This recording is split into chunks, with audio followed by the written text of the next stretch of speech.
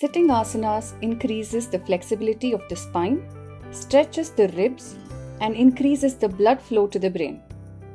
Practice these 4 asanas every day to reduce your backaches and promote spinal alignment. Tolasana.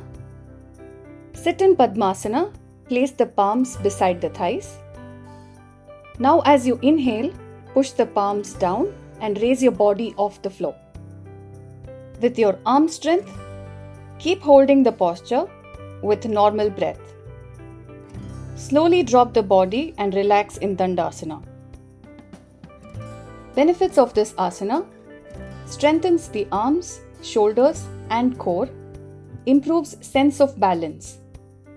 Contraindications of this asana: don't attempt in case of any wrist injuries. Baddha Padmasana. Sit in Padmasana. From behind, hold the right big toe with the right hand and the left big toe with the left hand. Sit tall with normal breathing. After a few breaths, relax and sit in Sukhasana. Benefits of this asana: it reduces pain in the shoulders, arms and back. Contraindications of this asana: people with high blood pressure, hernia, serious back or heart conditions should not practice this asana. Shishupalasana. Sit in Dandasana.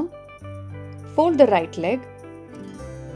With the right knee in the right elbow, left foot in the left elbow like you're holding a baby. The left leg can either be straight or folded. Now rock the baby side to side.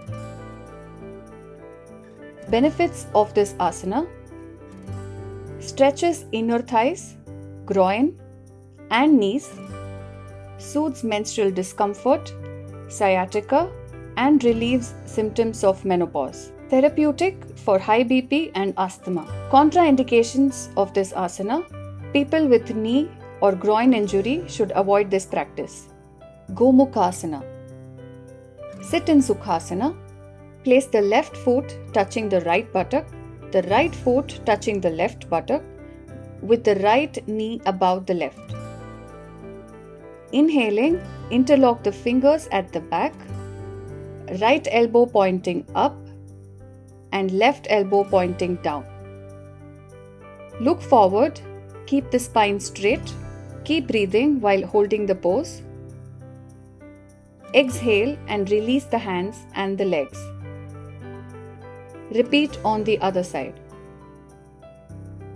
Benefits of this asana: reduces tiredness, tension and anxiety, relieves backache, sciatica and general stiffness in the shoulders and neck,